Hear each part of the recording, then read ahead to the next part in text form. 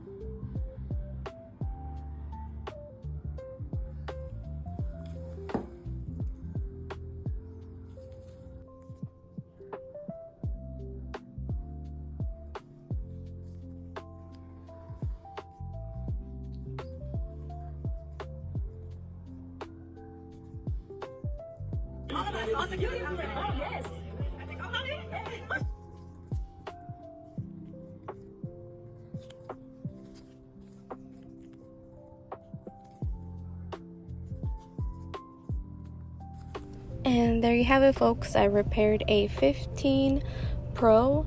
The customer wanted another back glass, so that's why it's blue and not white.